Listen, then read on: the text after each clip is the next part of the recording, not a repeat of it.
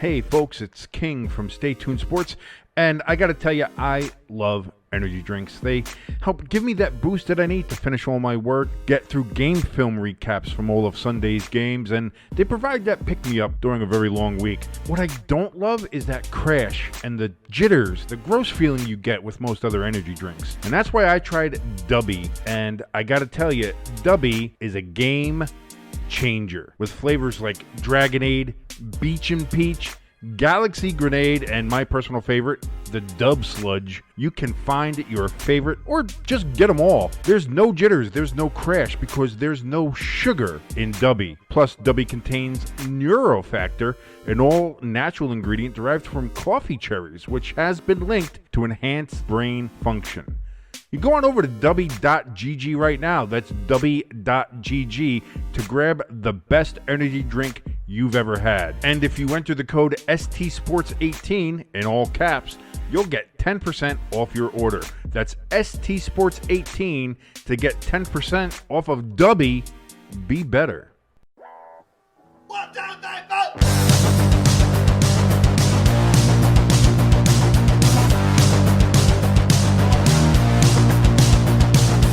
You heard the rest. Now here's the best. Stay Tuned Sports Podcast. And hello there, all you Stay Tuners. Welcome back to another episode of Stay Tuned Sports. It's your good friend Jimbo here, back with King and some pot pies. Yeah, I got the Popeyes going, baby. Banquet pot, hashtag not sponsored, but man, when you're just looking for a quick little meal, man, you can't beat that like $1.50 banquet pot pie. Delicious, so good. Do you think that should be part of tailgating? Is if you could heat up a pot pie somehow, put that with the hot dogs, the hamburgers, especially during like fall and winter season. Here's the thing. I think if you're gonna do like that, if you're gonna go away from just like the regular tailgate fare, you're going to do it more than just a microwavable one. Like you're going to make like a homemade pot pie. Like you're going to sit there and stew it, or you're going to do something like that. You're going to bring your own stew, especially if you're like tailgating in the northern climates. Like if you're in Philly, New York, Buffalo, New England, places like that. I feel like that's where you're going to like, oh yeah, we have hot dogs, we have burgers, but we also have this wonderful, stew or this chowder or this chicken and dumplings, or a chicken pot pie, or here's some goulash. I don't know if you're Hungarian, we'll see. But like I have a feeling like you're gonna put a little bit more into it. Yeah. But I've seen plenty of tailgates that have like unique, that isn't just hot dogs and hamburgers. You know, that they actually do put a lot of effort into it, like with pot pies, like with a chicken and dumplings kind of situation. Which is, hey, listen, I'm all for. And it would definitely be a good, as me and you would call it, first layer of food, going in there, drinking. Oh, well, that's the whole point. Like, honestly, the food of the tailgating is like, that's the thing. You have to layer it up. Yeah. You do the layer of food, of carbs. Definitely, it's got to be carb heavy. Like, here's the thing. You need something in there to soak it up. It's just, first of all, this is just science, all right? This is the science portion of today's Station Sports. But you have you build the base with your carbs. So I mean, you can have hot dog, hamburgers, whatever like that, but it still has the bun, has the bread, has something like that. And then or you can pick anything else. Like if you have a nice chicken and dumpling soup or a chicken pot pie, something like that. You want something that has a dough, has a bread, has the carbs there, potatoes. You know what I mean? Yeah, that kind of thing. And then you can start hitting a sauce. Make sure you hydrate though as well. You got to make sure you get the water in there along with the booze. So you get your food, you get your booze. Take a couple water breaks. You got to do what you got to do. You got to maintain. It's a long day. It's a long day out. Oh god, it's almost like 8 hour type day, depending on what time you start tailgating and get to the stadium and everything.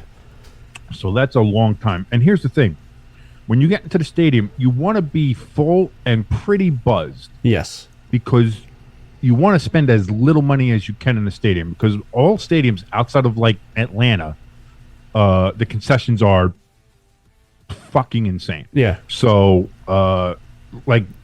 just make sure that you get you don't, because that's the other thing too, is like you have to walk that line.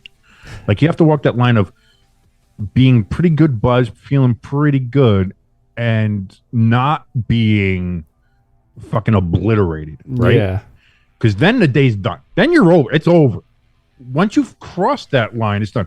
You can go up to that line and keep going up and then bring it back and go up to that line and you can bring it back and, just kind of maintain, do really well. But, a lot of mistakes I've seen, a lot of rookie mistakes. You'll find this a lot with guys and girls in their early, mid-20s, even sometimes up until the late 20s, almost 30s. Yes. Which is a shame because they should know better by that point. But you'll see that a lot, with a lot with college crowds. See it a lot with NASCAR crowds. I've seen it in the one race I went to was an incredible scene. But yeah, once you like, you can go up to that line and still bring it back and still be okay. But once you cross that line into Obliterationville, there's no coming back. You're gone for the day. So only you once, just got to be careful with that. Only once I did mess up and I pushed the limit a little bit too much. And it sucked too because it was Philly against Dallas. So I missed the first half. Ooh. And halftime came and I was with Shoulders at the game. He bought me pretzel, hot dogs, to get some stuff back into me. And when I finally came about it, I guess you want to call it, and my lovely when you woke up from your haze. Yes. My lovely hat that you used to love to bust on me about, my Chip Kelly hat. Your visor, your half a hat? Yep. Yeah. That's the game I lost it. I don't know where I lost it at. Don't know. For all I know, someone took it off my head and stole it. Well, thank God for small miracles. But. Yeah. But yeah, that's a good way to kick off the show here. Talk about alcohol. well, it's not just alcohol. It's about it's tailgating protocol, really. Like when you think about it, like, because when you're younger, you just think about food, booze, sports, yeah, it's gonna be fun, woo. And then by 11:30, you're fucking done, and it's like you got 2.5 hours before the fucking game starts. What the fuck are you doing? And so that's something that you learn early on, and you do. Like when we went to the Giants-Eagles game, like we had a couple nips. Of the JMO, I had a couple little things just to keep, because it was a cold night. It was cold and it was windy. And it was windy, especially there at the link, and it was what it was. But that's the thing. You take a couple nips there, you feel pretty good. We stayed pretty warm. Yes, not gonna lie, the JMO helped with that. And that's the thing, is like, again, we're a couple grizzled vets here. You know what I mean? So we knew what the score was. We knew how to handle that situation. Yeah. But that's the thing, is like, I think there's a lot of people out there that overestimate their ability, or then they find themselves in a challenge, and like somebody will come up like, hey man, let's go, just do shot for shot. And some people can fucking hammer down 5 shots of fucking whiskey or tequila or rum or whatever the fuck they're doing and be fine. You have to understand your limitations, though. And if somebody wants to come up to you and be like, oh, you fucking pussy. Oh, you can't do this. You can't hang. It's like, no, I can't. You know what? Fine. Call me a pussy, whatever it is. But I'm going to be awake for the game and still be able to see it and enjoy all the food I still have here and the friends and the company and do all that other kind of shit. Like, there comes a point in your age and your maturity when you grow up that doing the amount of shots, or doing the weird shot, or the gross shot, or, oh man, you got to do this shot, this one's great, man, or, oh, here we go, line them up, let's get all these shots here, let's get fucking wasted, woo! Like, there comes a point in time where that's not the goal, and that's not the fun of it. And it's like, no, I want to go, I want to drink, yes, I want to have a couple of drinks, I want to feel buzzed, I want to have, get my drink on, as it were. But getting obliterated isn't the goal. The goal is to go have a good time, socialize with friends, get a little lubed up, Yeah. But maintain. Oh, ow! Maintain. I hit my microphone here. Getting animated here. Just talking about this again. This is all very scientific. So I think that's the case. Like I mentioned before, the one NASCAR race I ever went to was, 15 years ago now. Probably a little more than that. Pocono Raceway, Tricky Triangle. Went to a NASCAR race up there one time. And I'm sitting in the stands, and they rev the cars and everything's going, and they're getting ready to start the race. They do the prayer and they do the national anthem, and we're getting all ready to go. And I look over, and there is this girl, and she is asleep. Yeah, like blackout, absolutely done. She's leaning on her husband or boyfriend or whatever he was. He could have been a stranger. I have no idea. But like, the race hadn't started. You have these big ass, loud ass machines. She didn't flinch. Like, I'm talking to that kind of obliterated. You can't do that. You can't do that. At what point? What's it like? And especially for the amount of money you spend for tickets and for parking, and in some of these places for the quote unquote parking passes that even give you the privilege to park and pay the $50 or $60 to park. It's not worth it. I mean, you're like you said, you're paying a nice chunk of change here, and you're just gonna sleep through it all. Yeah, no reason for it. So that's basically we started talking about pot pie, then we started talking about ticketing, then we started talking about liquor, and that's how we got here. Listen, if you're listening to this, I'm pretty sure if you're listening to this, you understand and you know what we're talking about anyway. I'm wondering if our demographic probably is that. But if you are a bit younger, or if you're one of those people out there that's like, this guy's a fucking pussy, he can't drink, I'll drink him under the table. Listen, you can drink me under the table all you want. I'm just not going to engage with that. I'm a man who understands his limitations. I can drink a lot. I can. I'm a big fat bastard. I understand that. But I also understand that if I drink certain things, that things are probably going to get a little squirrely. So I just don't do it, Yeah. I stick to my Jägermeister and Diet Mountain Dew and my apple cider. And when game day comes around, I'll hit the beer and do things like that, but like, I'm not sitting here going shot for shot, drinking whiskey or fucking Fireball. First of all, Fireball is terrible. Get rid.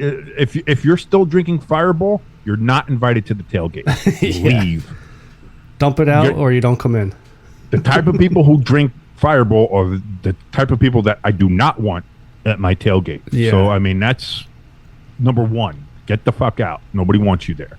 But that's not the point, and that's not the goal. Like, it's just not it. You want to go do shot for shot, fine, go ahead, but do it somewhere else. Don't do it with me. I'm just gonna sit here. I'm gonna talk. I'm gonna have fun. I'm gonna socialize. Gonna have a couple drinks.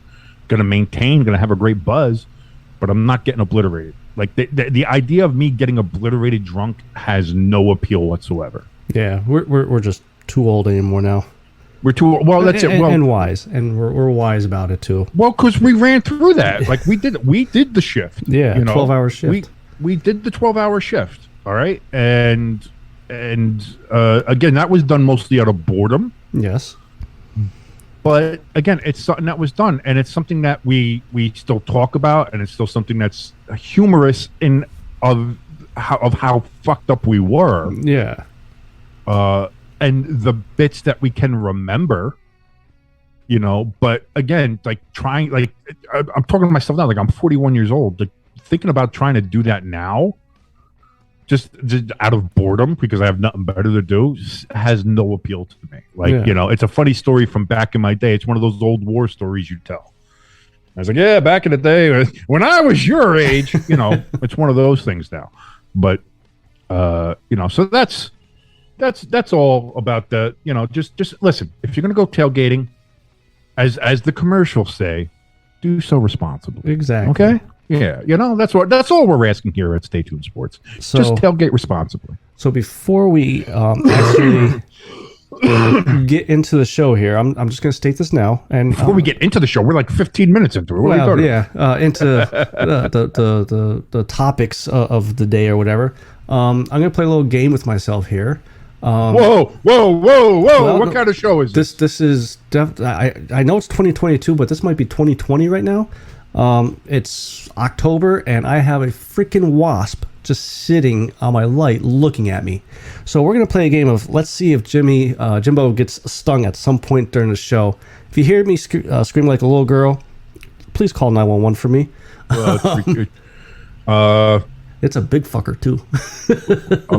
Okay. Well, all right. Well, this went in a different direction. When you at first you said you were playing a game with yourself, I was like, well, this is weird. Okay. I don't know. Do you want to maybe is it in a crushable position? No, it's right at my dome lights or whatever you want to call them. So if I swat at it, I might bust the light too. Listen, It's sacrifices must be made sometimes. it's staying up there. We're good for now. It's gonna be an interesting show, people. The minute that fucker moves, like, I don't know. All right. Here we'll go with this analogy. You know, Howie Roseman, just before we came on, came in and stung the Bears. We traded for. See what you did there. A little segue. Traded for Robert Quinn we sent a 4th round draft pick. You think it's a very good pickup. I said to you, I'm still trying to process whether I like it or not. I don't think there's any processing to be had here. You have a fantastic edge rusher who had 18.5 sacks last year, who has been unhappy in Chicago from the jump. We've known it. He's been asking out of Chicago now since training camp. Ever since it was clear that Chicago kind of was in a rebuilding kind of mode, a rebuilding sense. Yeah. And he kind of would hold in, obviously since he can't really hold out anymore with the CBA, so he was holding in. And here's the bottom line: you get it, even if he's not nearly as good as he was last year, even if he's not, a all-star, all caliber, Pro Bowl player. Yeah. You still only gave up a 4th round pick for him. But see, here's the thing, though, is I know you aren't very big into draft picks. No, draft picks are expendable by far. Most of the time, the mid rounds is where you find your future talent, like your longevity talent. Like, and not only that, dude, but again, it's a 4th rounder. I understand, but then also, I just jumped on real quick to see, before we start recording, to see what he's done so far this year, and obviously he's way off of what he did last year. But if you really look at his career, and he's old, plus, don't the Eagles still have some picks from the Wentz trade? I believe it may have been one of those. That's why I don't think the picks. Eagles are hurting on draft picks to start. If like the draft capital is a worry, I don't think you have to worry about that with the Eagles. They're not like the Rams, who gave up everything. But to be fair, look at what the Rams gave up, and they won a fucking Super Bowl. Yeah. I think if you ask any Philadelphia fan, if we could trade every single one of our draft picks to win a Super Bowl this year, would they say yes or no? The way this pick is looking, it sounds like they're all in this year. So I would say yes. They would trade away all their picks. Everybody, no, any fan base worth anything. If you told them you can trade away all your draft picks if you win a Super Bowl, they're going to say fucking yes. Yeah, absolutely. And I think that's the point here. And what you're seeing here with the Eagles is this a earth-shattering move? Is this a Christian McCaffrey to the 49ers type of move? No. But is this shoring up and already a very good defense? Absolutely. Is this adding a fantastic piece to a defense that people already have to worry about and that people are trying to scheme against? Absolutely.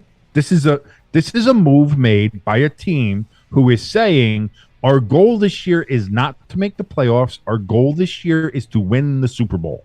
See, though, that is the 100% goal now that has been laid bare there by the Eagles. See, but edge rusher isn't on my top priority for trades. And, let's put this out there too. The trade deadline isn't until November 1st, Tuesday. So Philly still could do some more trades.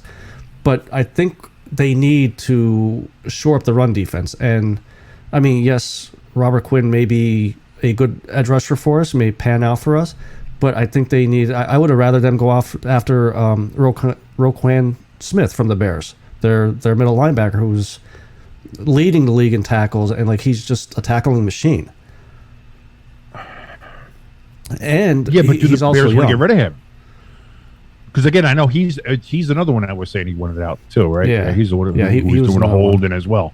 Bears got a lot of those guys, but that's another one where he's requested a trade, but are the Bears saying yes, we're going to get rid of you, or are they holding on to him? No, man.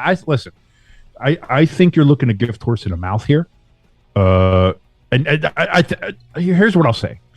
I think you're trying to find something wrong with this Maybe. because you're an Eagles fan. But see, that's the difference between me and normal Eagles fans. Me just No. Hold on. That is something that I have found is I've pretty common in all of you. I'm in some of the about 3, 4, maybe 5 different Philadelphia Eagles Facebook groups, and I haven't yet to see one person who shared out about Robert Quinn being traded to us say a bad thing. It's all how he strikes again. We got Robert Quinn. We're going to the Super Bowl. It's all positive stuff. And again, As it should be. First of all, that's the other thing too is like I'm trying to find what's the like you're like, man, I really wish we would have gotten this, or I wish we should have gotten that. But that we're not talking about that. We're talking about right now. Does this trade add or subtract to the Philadelphia Eagles? well, I mean, it adds obviously. I mean, Okay, it's then not- that's what we're looking at. But it's not a player and you're for player. already 6-0. Yeah. You're already 6-0. You have a very good defense, if not close to great defense. Your offense is fucking killing it. Jalen Hurts is an MVP candidate. Look at everything that you got going for you right now. Look at it. And you have AJ Brown. I mean, Yeah. let's look at that. Let's look at where the Eagles are right now. And now you add this piece to your defense, which is already pretty damn good, Yeah. and you gave up nothing. You gave up literally a bag of air. They do have that.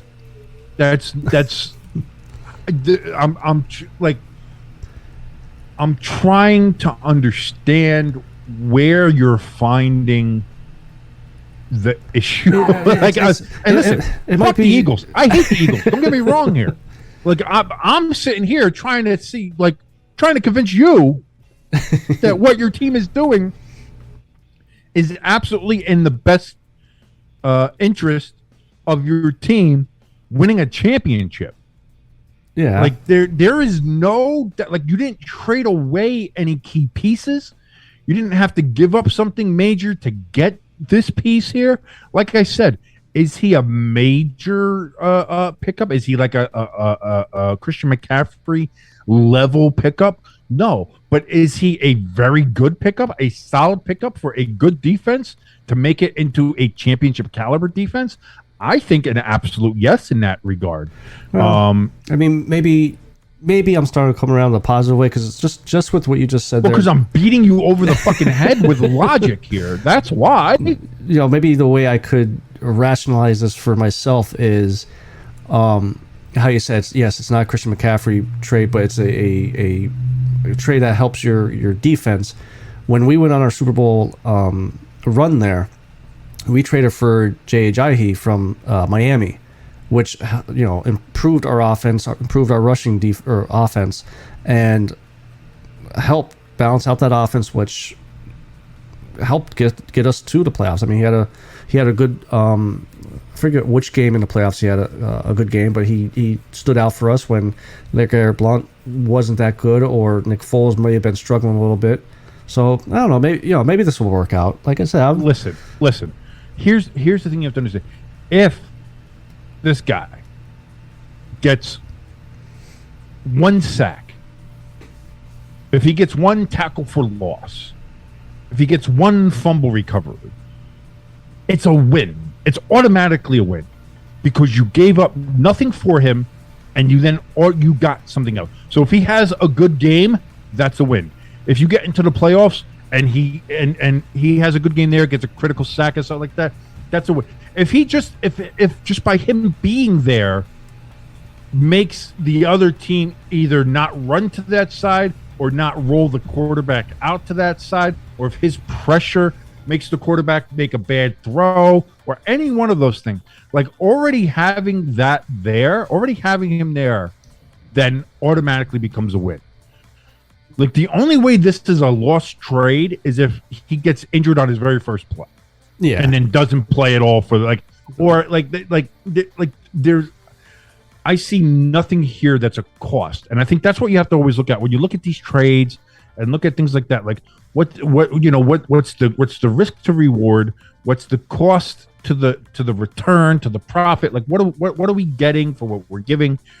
And when you give a 4th round pick for a defensive player who had 18 and a half sacks, who he's older, but he's not ancient. Like he's not in his fucking 40s. No. You know what I mean? Like so he's in his he's 30s. Still clearly serviceable, still clearly a good player. Like I said, if only last year he had 18 and a half sacks, I'll take that any day of the goddamn week. Are you kidding me? Yeah. I'll absolutely take that. So I don't see the downside. There's nothing here that's bad. There's nothing here you can say is like, whoa, the Eagles lost something to get this. We'll have to see, how it turns out in the future. There's nothing to see how it turns out. This is just a win. This is free money. Yeah. This is as free money as you can get in the NFL. The only way you would be able to see who won this trade is once Chicago uses his 4th round pick. Doesn't matter. At that point, it doesn't matter. But if they draft a Tom Brady, say, I mean, I'm not saying put Tom Brady in for Jalen Hurts or whatever. Listen, if they find a jewel, first of all, you're asking the Chicago Bears to see if they do draft well in the 4th round. So right there, stop. But if they do happen to find a jewel there in the 4th round, if they find somebody who turns out to be the keystone of the Chicago Bears franchise for the next 20 years, then good for them. But at that point, who gives a shit if you win the Super Bowl this year? Oh, well, yeah, if we win the Super Bowl... This is the now league. This has always been a now league. What have you done for me lately? What are you doing for me now? The future can wait. The past doesn't matter. What the fuck are you doing now? Which is why we all make fun of the Cowboys, because they still lived 25 fucking years ago. Yeah. And they haven't done shit since then, but they still talk all their shit. And they ain't shit. And that's why we make fun of them.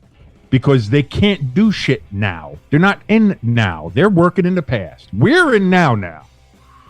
The Eagles are working in now. The Giants are working in now. Speaking of these teams are looking to do something now. Speaking of your Giants, there was one thing, not to get off subject here, maybe moving on a little bit here. The one thing I saw with Daniel Jones this past week that I was kind of surprised, kind of happy, a little fire in him towards the end of the game there. He dropped the pass, dropped whatever? the pass Yeah. on the goal line, and he just, which everyone's like, oh, it wasn't going to be a touchdown, but it was going to be a first down.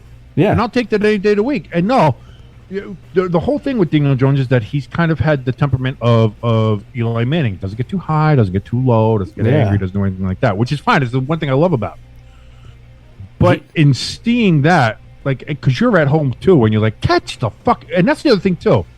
It wasn't like it was a great defensive play. It wasn't like the ball was in a bad spot. It wasn't. The ball hit him in the fucking gut. Yeah. The ball hit him right between, like, he right in the numbers, got it right there. He tried to, I guess, catch it with his chest. Like, it wasn't, the defender didn't swat it away. The defender wasn't on him. Like, he wasn't even being touched. Like, it was just a dropped ball.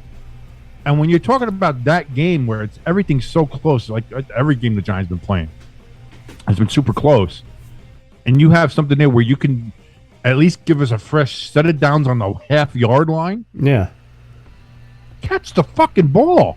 And so to see him kind of get fired up and get, like, to say, catch the fucking ball, like you're like, all right, I get it. And there's part of it. Now, you don't want to see that all the time. You don't want to see the kid not be who he is, because who he is again that kind of even-keeled, even-tempered guy. And I think that's something that I've always liked about him, that I think some other people are starting to catch on with him. My man was the NFC Offensive Player of the Week. Oh, so was he? All right, way good to go, job. DJ.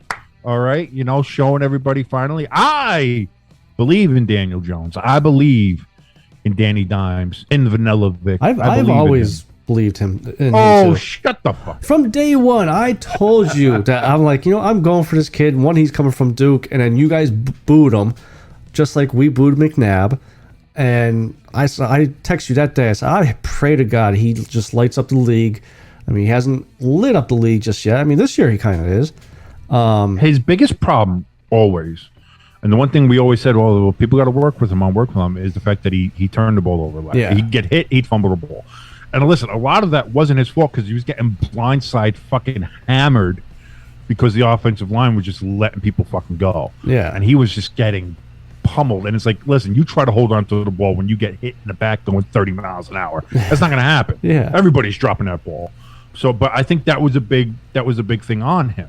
So now to see him playing better, to see that left side of the line where he was getting blindsided kind of short up. Well, now, the right side still needs work, obviously. Evan Neal, I know he got hurt in the last game, but he seems to be okay. But he got I mean, I don't think it really matters because he's a fucking revolving door. And everybody's like, oh, Evan Neal, what are the Giants going to do without Evan Neal? It's like, have you watched any of these fucking games? Like, that guy gets beat like a fucking drum every game. Like, let's fucking pump the brakes on Evan Neal being a fucking superstar here. Yeah. But the offensive line play is better than it has been. Is it still great? No, but it's better than it has been in the past. He's handling the ball better. He's making better decisions. He's throwing the ball away instead of taking sacks. Where in the past he would try to make a play and throw a pick, or he would hold on to it too long and get fumble, or do anything like that, or take a sack and put us out of field goal range.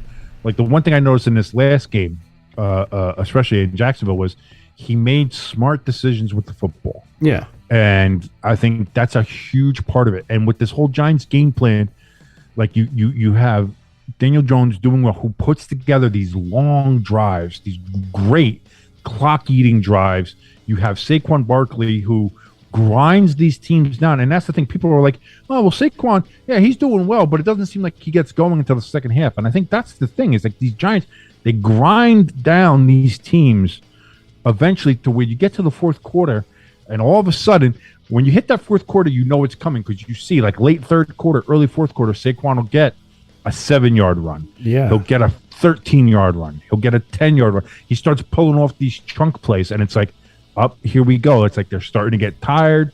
They're starting to get, they're not chasing as well, and that's when Saquon is just, boom, he hits it and he goes. Yeah. So, and even Daniel it seems Jones to be a too. working game plan, Yeah, even Daniel Jones, he could, he gets going too with the Vanilla running. Vic, man, that's what I've Yeah. been saying. He's got in the game with Jacksonville, he had over 100 yards rushing. You know what? It was after the game. I forget what other game I put on after the Giants game, and the crawler on the bottom there going, and I see 200 some yards, 107 yards rushing. I'm like, really? I'm like, I mean, you got to think if most Here's the key. Most quarterback runs, like called runs, you only get 2 or 3 of those a game. Scrambles, you may get 5 or so, if you're lucky, and most of those scrambles will only get 2-3 yards. That's not true. That's not true, especially because, like, look at Lamar Jackson. Look at Jalen Hurts in Philadelphia. I think the reason people think that way about Daniel Jones is because he's white. Yeah. I mean, that's a simple thing. It's like, Yeah. people don't think Daniel Jones is as fast or as athletic as he is because he looks like Dude Bro McGee down the street. He just looks like lanky, goofy old Daniel Jones, like everybody, like white milk toast looking motherfucker. And that's what I said. And so, but you put him on the field, and he runs faster than Lamar. Yes. He's got more yards. He's got athleticism to it, and now that he's got the decision-making skills to slide, get down.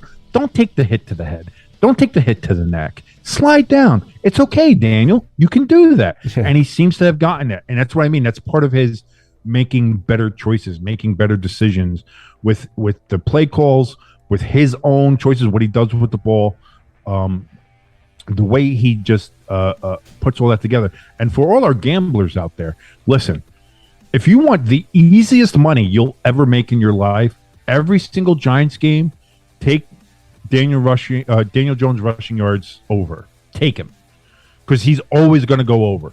unless they make his rushing yards like fucking 80 yards a game or something. Yeah. Then maybe, and they might do that soon. But for right now, if you look at the Giants game, go find Daniel Jones, rushing yards, whatever the over is, fucking take it. Because you're gonna make money on that. That dude is 100% a rushing threat. And you know, and again, I think he's gonna keep getting away with it because people are gonna continually, like they still are, underestimating him because he's a lanky, goofy white guy. Yeah. Sneaky athletic, high motor, all the other words that they use to describe the, you know, athletic white guys. You know. Now who but do you that's guys... the thing is, I think he's among those great rushing quarterbacks right now in the league, but he doesn't get the look or recognition because of the way he looks. Who do you guys have this weekend? We have the surprising Seattle Seahawks.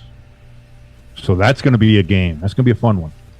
I'm telling you right now, I'll probably take that bet. I'll probably look and see how many yards they're giving. DraftKings or FanDuel, whoever go to. I bet you he doesn't. I bet you I lose the money just because I suck. You'll bet on it. Yeah, and that'll be the week that you guys finally stop your 5-game win streak. We are on a 4-game win streak. Is it 4? Right now. Okay. We are 6-1.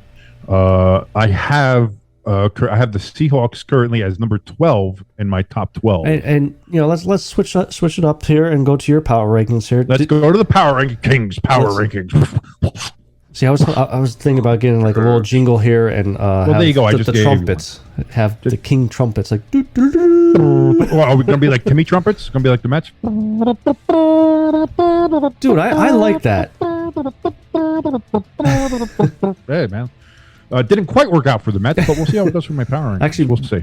So, did you purposely put Seattle 12 as the 12th spot because? I see, because Seattle's the 12th. No, I didn't. But I'll tell you what: if before the season I told you at any point this year that Seattle was going to be in the top 12, we both would have fucking laughed and said, "No, you're dumb and stupid. You're drunk. There's no way you're going to do that." But here we are, man. I'll tell you what: Seattle has been one of the more surprising teams. Geno Smith, man, let Geno cook. I mean, he's whatever it is up there, whether it's Pete Carroll, whether it's the system, whether it's whatever like that. I don't know what it is, but here we all thought Seattle was going to be the absolute dog shit of the NFL this year. Yeah, and here they are leading the. Now, granted, the NFC West isn't that great right now, but they're leading the NFC West.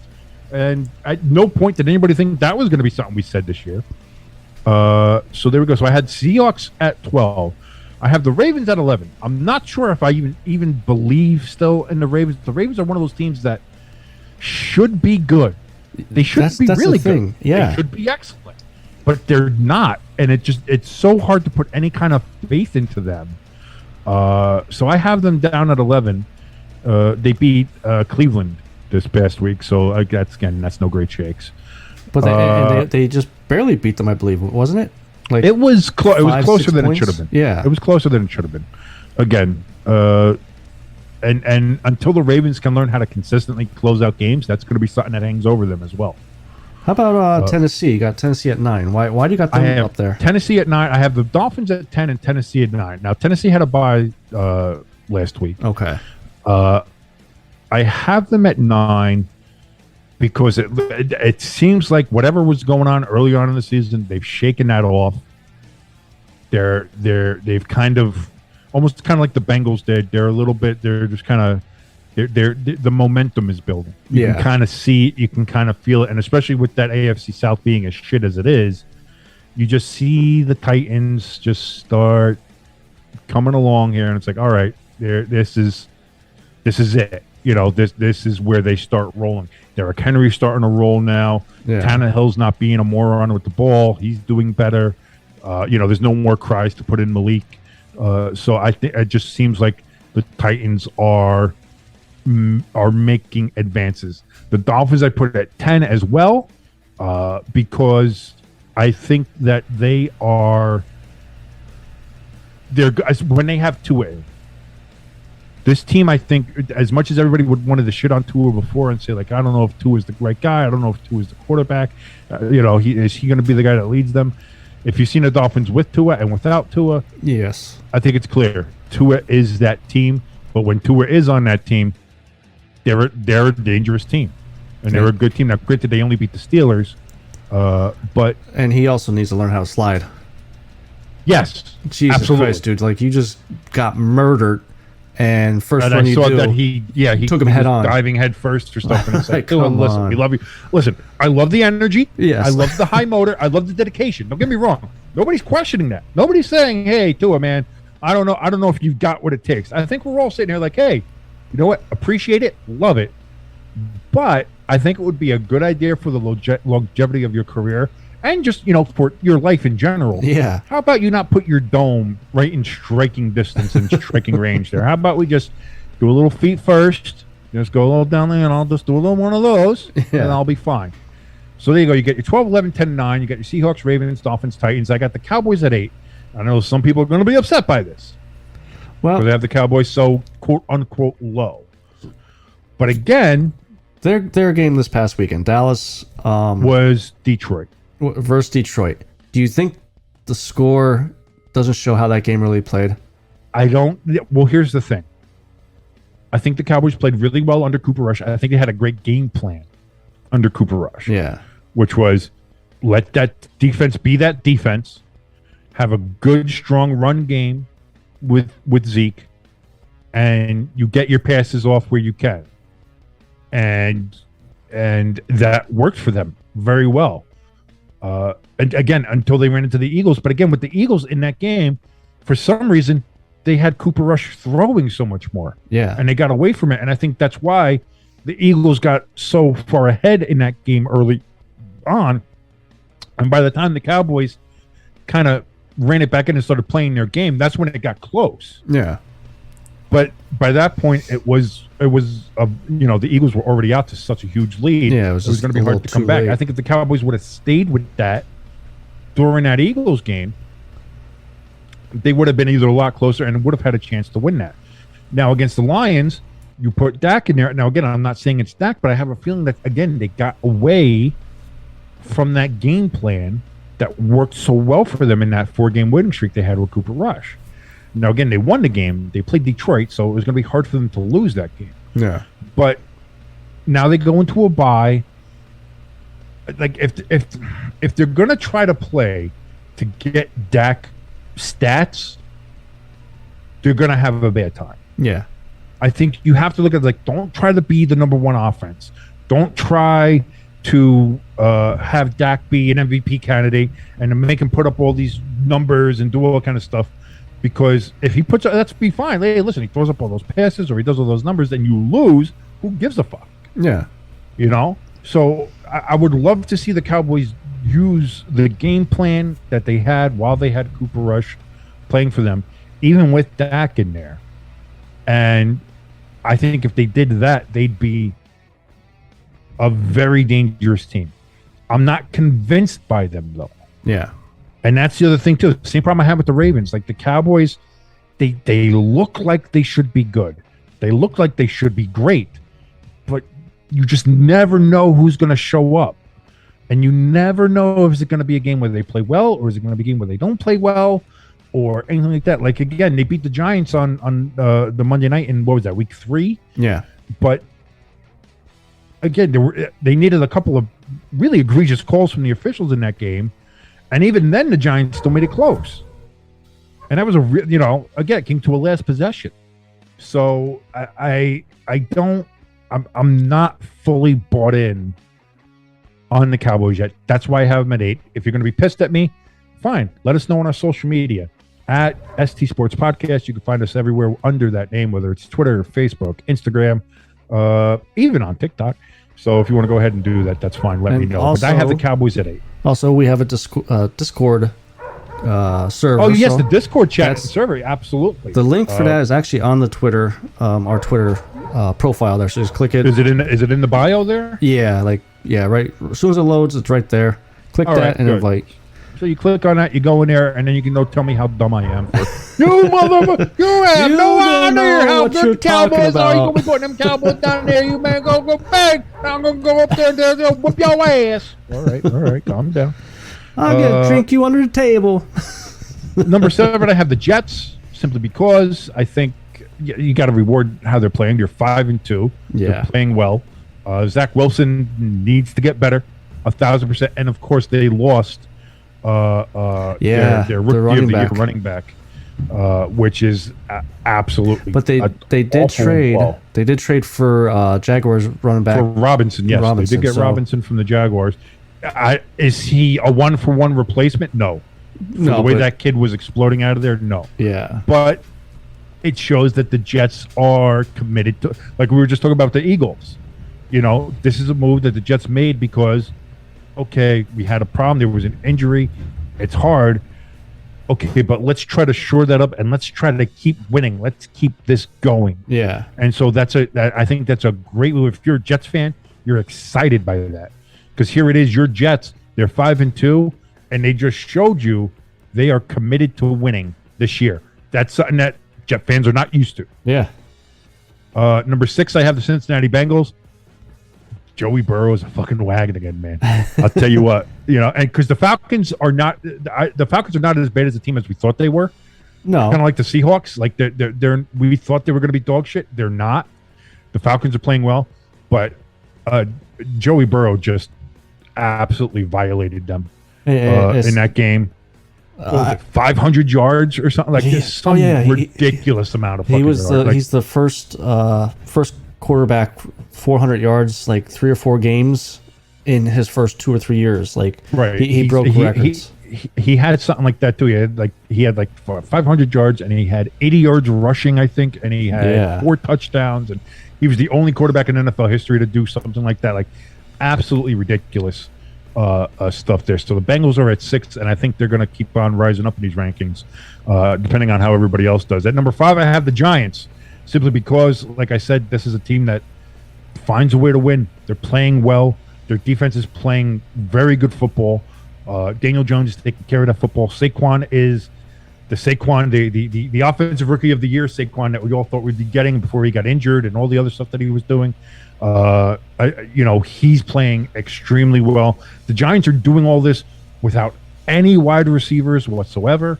Yeah. I mean, this is like, just looking at it from that, this is probably the biggest surprise, just because of everything else surrounding it. Like, again, the wide receiver situation, the offensive line situation, the Saquon injury situation, Daniel Jones not having his 5th-year option picked up situation, what's going on with that defensive front situation. Like, the Giants had so many questions going into this season. The fact that they're 6-1, and everybody's saying, yeah, but who did they really play?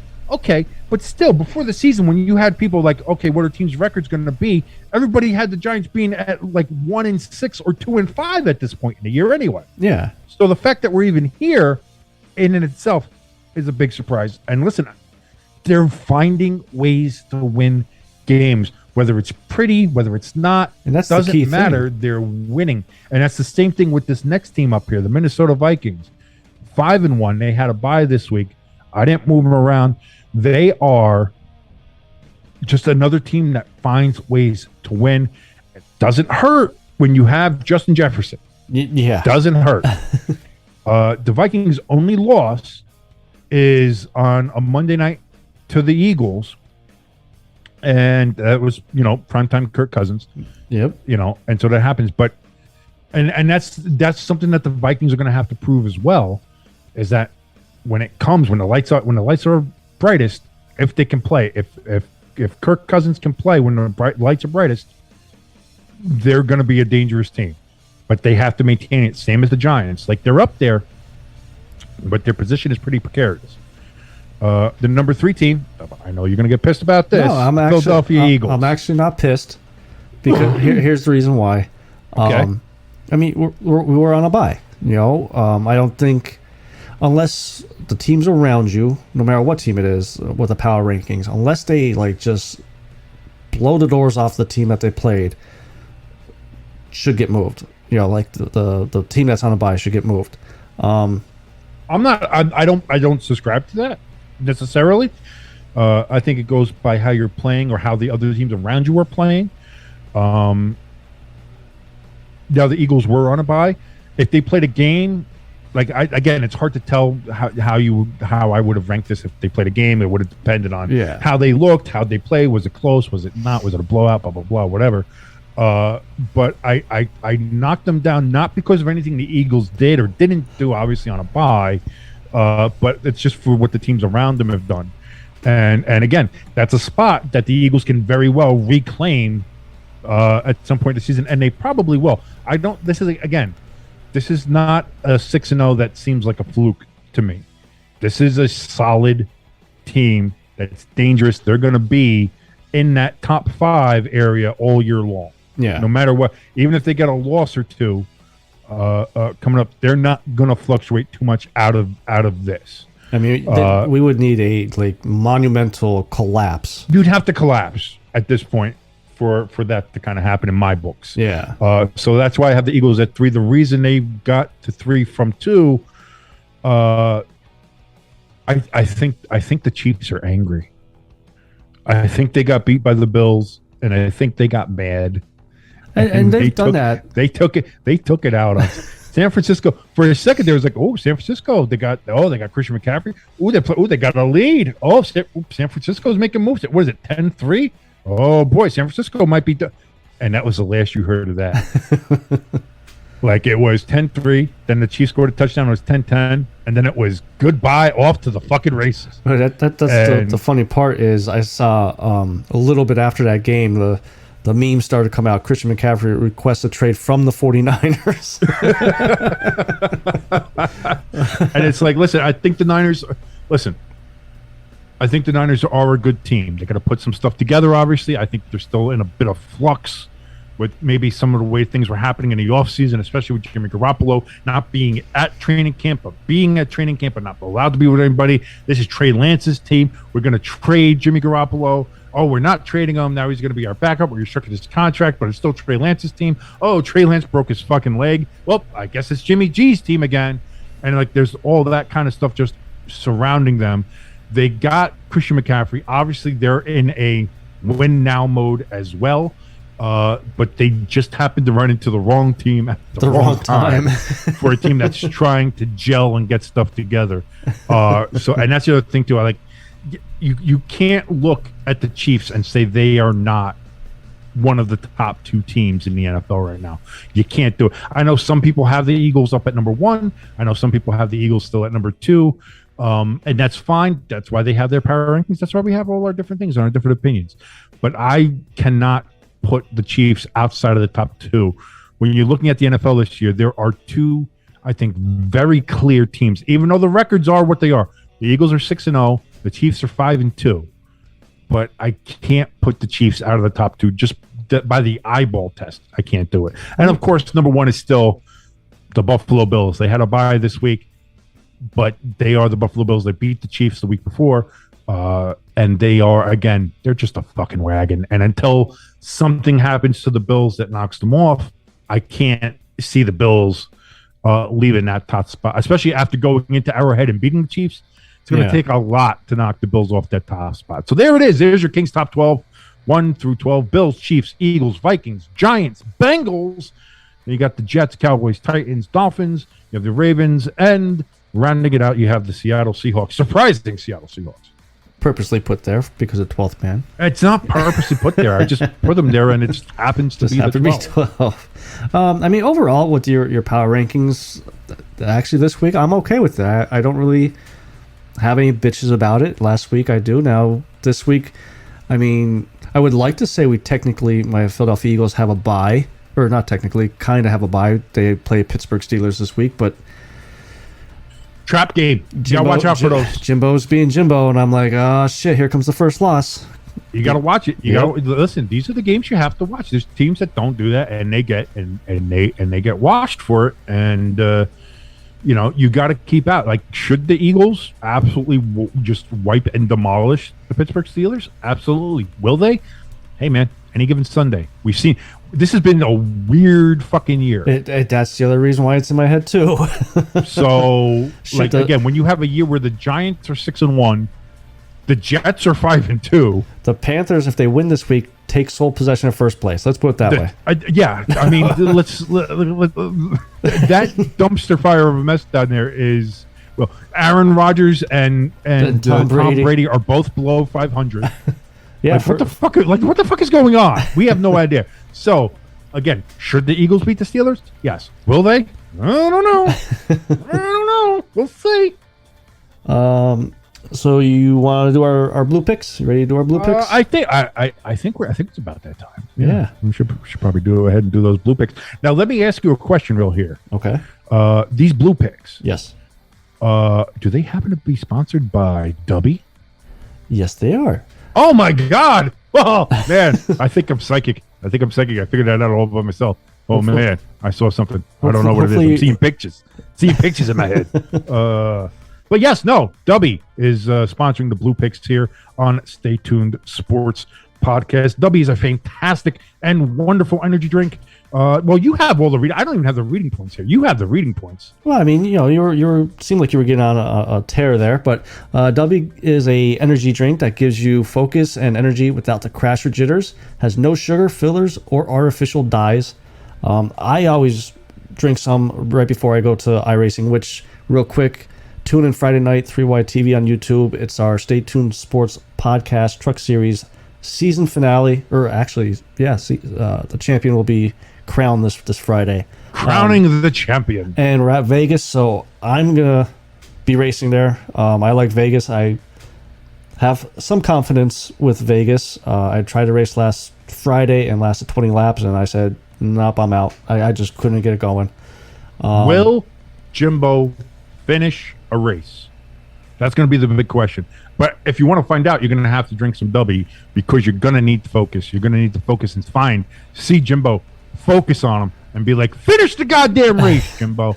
You have to do that. And also the great thing, too, is, as you mentioned, no jitters. You don't have any of those, where you're shaking your drink. Oh, my God, I'm crazy. Like you do with coffee, or you have with other energy drinks. We're not going to mention any of them. There's some kind of colored bovine, from what I understand. You don't get that with Dubby. You don't get the shakes. You don't get the jitters. You don't look like a crackhead. It's amazing. You get the focus. There's no sugar either, which is another good thing, especially for me being a diabetic. You don't get the sugar crash, or for me, you don't die. So it's really good for you in that sense, too.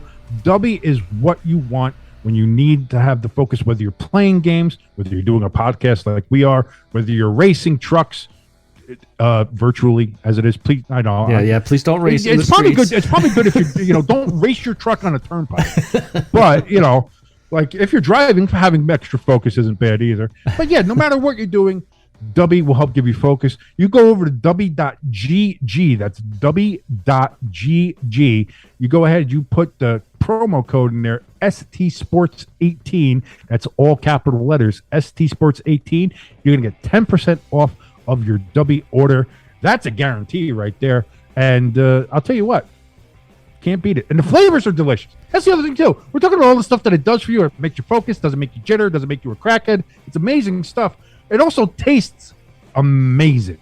And the nice thing about their website too, King, if you're on the fence about buying one, should I buy it or not buy it, they actually have it's called a starter pack, which you get, it's like $15. You get a shaker and 3 of their popular flavors, obviously a smaller portion of it, so you can try it if you like it. But that's it. You get a little try. A little try, test it out, see if you like it. If you do, then you can get the whole package, the whole shebang, as it were. And for any of those, whether it's just getting a starter pack to see how it is, to test it out, to try it, to see, hey, I'm not a crackhead, I love it.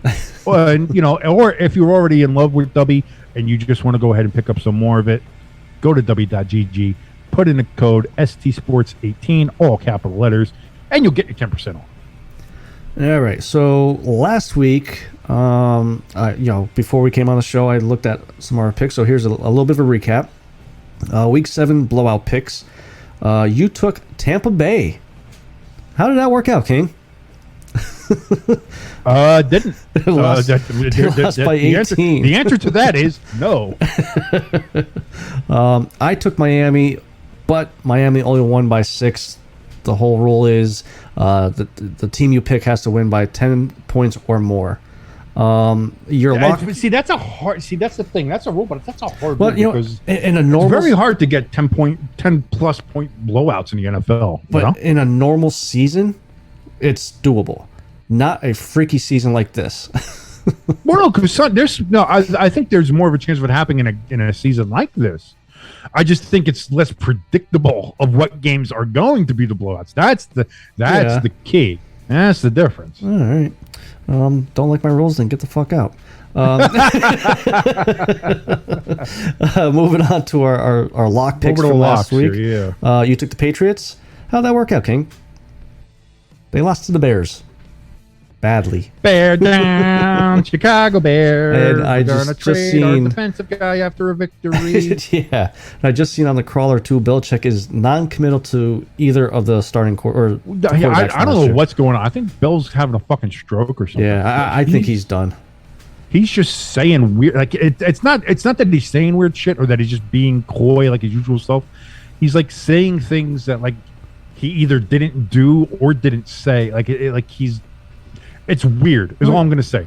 It's weird. I mean, he's up there in age. I mean, he could and the lose situation his situation right now between Mac Jones and Zappy, yeah, is a weird one. Like, just it's a weird time to be in New England. Yeah, I think it's very weird. But again, there's something we thought was all right. Bears suck. The Patriots seem to be doing well. Let's go ahead and pick the Patriots. That should be a lock. Well, fuck no.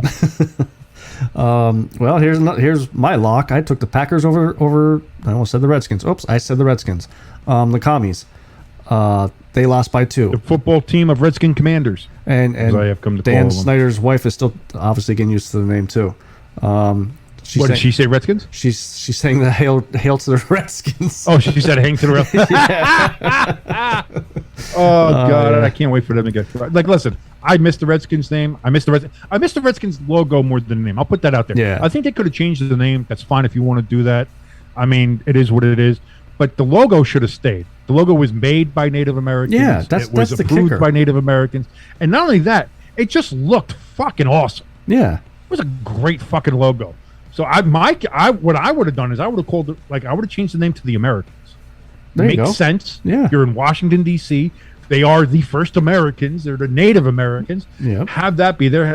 So you get a bit of the patriotic. You get a bit of the Native culture. You meld them together. You get your Washington Americans with the nice Indian on the side of the head. Come on. It's perfect. It's perfect. You didn't have to go with the commies. Then our upset picks, since you're on your roll here with the Commies, you took the Commies over the Packers. So you won. You called back-to-back weeks. That's the one pick I was happy I called. Because I called that in the family in the King Cup picks as well that we do. I by the way, I won this week. I was going to say, I'll give you a little shout out there. Yeah, you won this only week. Two losses this week. I only had 2 losses this week, and 2 of the surprising games was the Tampa Bay game, lost to Carolina, and the Patriots losing to the Bears. Those are my only 2 losses this week. Okay. But everybody was like, oh, I don't know. I don't see Aaron Rodgers losing 3 games in a row and all that kind of stuff. I was like, listen. You can't sleep on the Heineken man. Heineken man was coming, and Taylor Heineke man, he's got that magic. He's got the magic in the fingers, man. He just has it. So that was a good call by me. I'm proud. I'm gonna just put myself up there. I need something. That is not helping that Rodgers is throwing his teammates under the bus now. I don't know if that's what he's doing. Like I mean, listen, he's saying what it is. Listen, it is what it is. The fact of the matter is that he doesn't have anybody to throw the ball to. Like, and the people he has there are not like. Has there been any worse decision than letting Devontae Adams go? Oh God, yeah. Like they needed that is such a problem right now, and like that it's bad. That also goes towards Aaron Rodgers too, because I believe he was still on the fence about coming back when Adams got traded, and that's what I really thought when he got traded. I thought Rodgers was not coming back because there's no one else left there.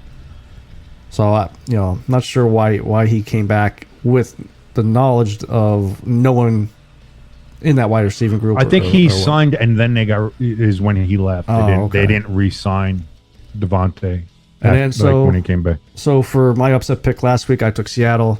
They beat the Chargers, so we won our upset picks. We got the upsets, so that's Nothing pretty good. else. So all right, Maybe we should just pick upset blowouts and upset locks, and maybe we'll go 3 for 3. I don't know. all right. You want to go first, or you want me to go first? I'll go first for the blowout pick. I would say this is bad juju, but it's not my team, so fuck you. I'm going to pick the Eagles, blowing out the Pittsburgh Steelers. I just listen. Could this be a trap game? Yes. Could this be where the Eagles stumble? Listen, anything's possible any given Sunday. But if you're asking me to play the odds, and the cosmos and everything that's running around. If I'm looking at the odds, if I'm looking at logically what we're looking at here, they're playing in Philadelphia. The Philadelphia, the energy in that city right now with the Phillies being in the World Series, the Eagles being 6-0. Now the Eagles have just traded for another piece on their defense. The fans are going to be, the Philadelphia fans are fucking animals anyway. They're going to be even more rabid now that they're just, this is going to be foaming at the mouth, ready to go. That team's going to be ready to go. And the Steelers are just, listen, God bless Kenny Pickett. But I think, again, you don't – TJ Watt's not on that line. He's not walking through that tunnel. Yeah. And without him, any chance of stopping Jalen Hurts, I think, is gone. I don't see – again, could anything happen? Sure. Is it logical? No. So I'll put the Eagles as my blowout pick. And the thing is, too, with Philly sports, Friday starts the World Series in Philly. Yes. And from Friday to the following, Tuesday or Wednesday, it's all Philadelphia sports. So if it happens that the Philadelphia Phillies go up 2-0 come Sunday, there might not be a Philadelphia left from the fans just being so rambunctious and loud and everything. So, yeah, I agree. Oh yes, those Philadelphia fans, that rambunctious bunch. Oh, well, it's shown, bully, here. They've shown that Greece can't stop them from getting up the pole. Listen, it just didn't can't stop get back them in down. 2009. It didn't stop them in 2017. It's not going to stop. Again, you people eat horse shit to celebrate.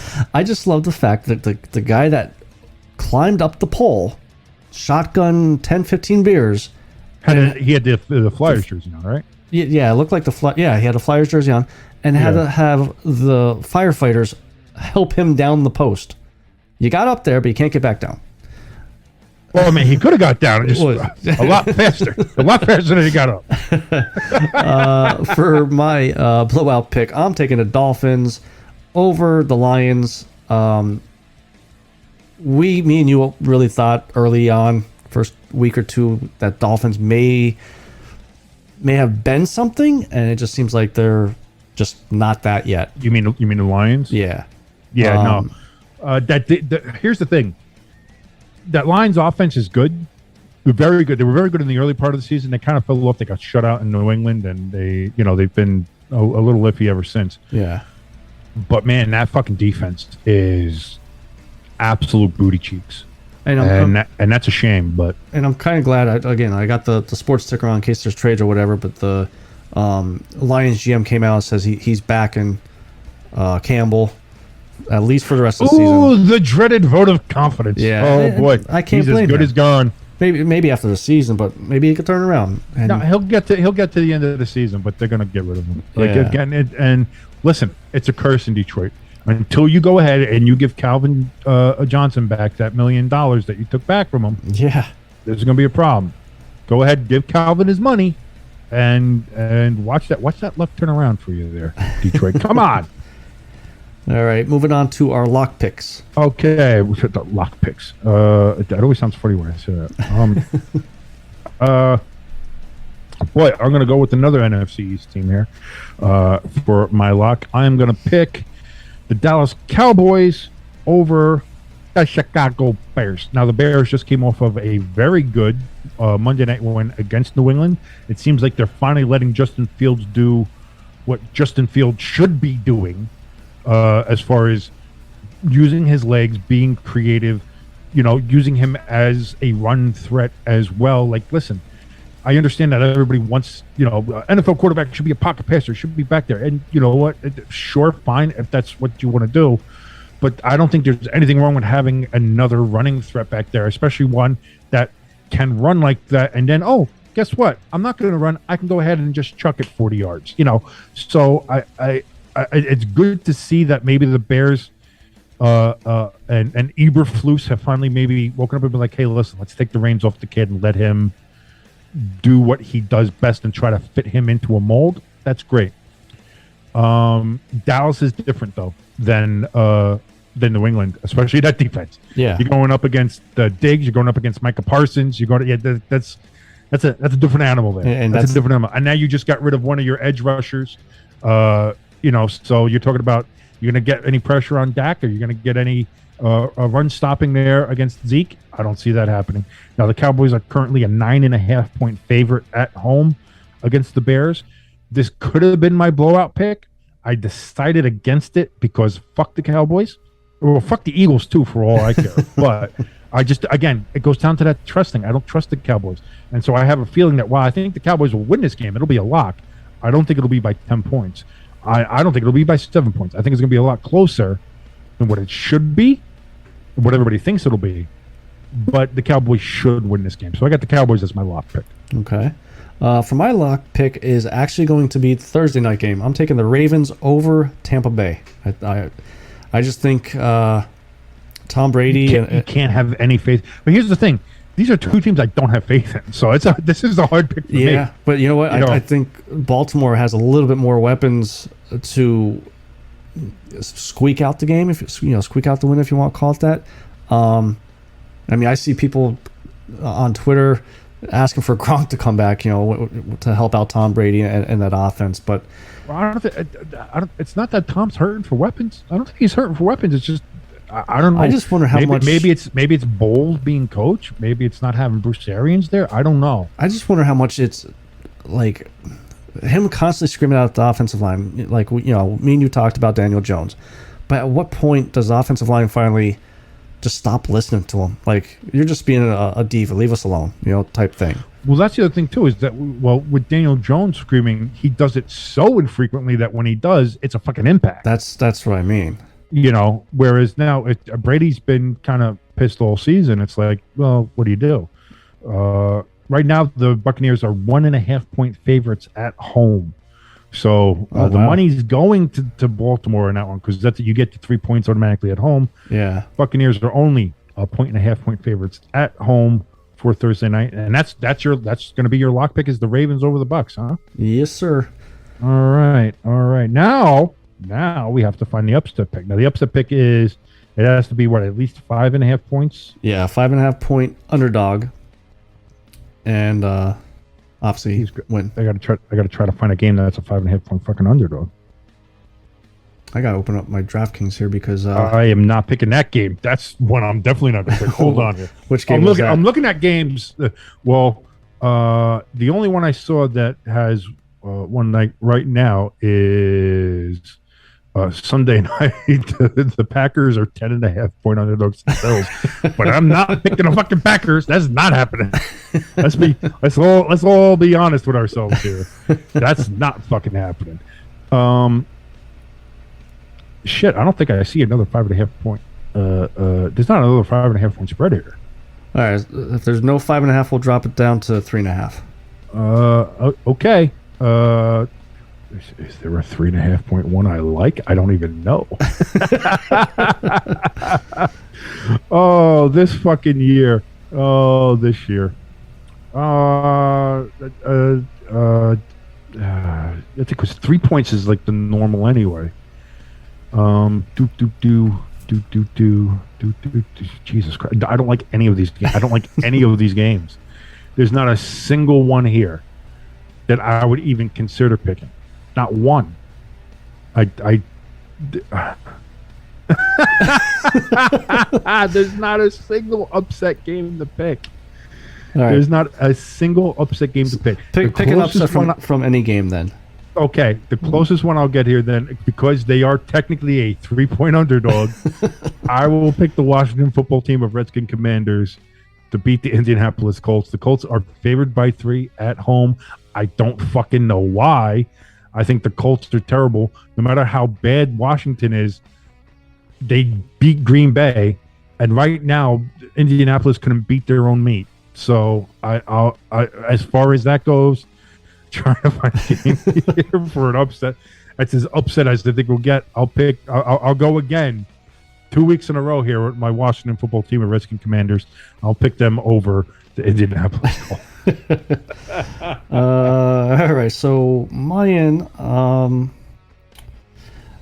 That's the part about this part of the season I was having trouble with last year too, with the upsets. You know what? Screw it. I'm taking Carolina over Atlanta. Atlanta is I was looking at that just because, but I was like, do I really want to put faith in Carolina 2 weeks in a row? I don't know about that. I'm not saying that they're the Philadelphia Phillies of this year, but maybe the coaching change, maybe the player changes may have woken them up a little bit here. Maybe, I don't know. It's the way the season's going. You never know. So, yeah, going with them over the Falcons. Yeah. Our upset picks for the rest of the year are going to be tough. At this point in the NFL season, that's kind of the consensus here. Is yeah, there it is. Who fucking know? You know, Seattle's actually a good team. Fucking the Giants are 6-1. Fucking who knows? Phillies 6-0. Dude, well, here's the thing. People I thought just wanted to say Philadelphia was going to be good going to. Did everybody think they were going to be 6-0 good? I don't know, but people were riding real high on the Eagles, picking them to go to the Super Bowl, picking them to win a division. Like they were a lot of people's, favorites, Cinderella's, dark horses, stuff like that. But there was a lot of Philly love in the preseason, so that's not as much of a shock. It's like, wow, they're 6-0. They're good. All that means is people who said that were like, hey, look at that. We were right. Yeah. There's not a fucking soul on earth that said the Giants were going to be 6-1. Not one. And if somebody says they were, they're a fucking liar.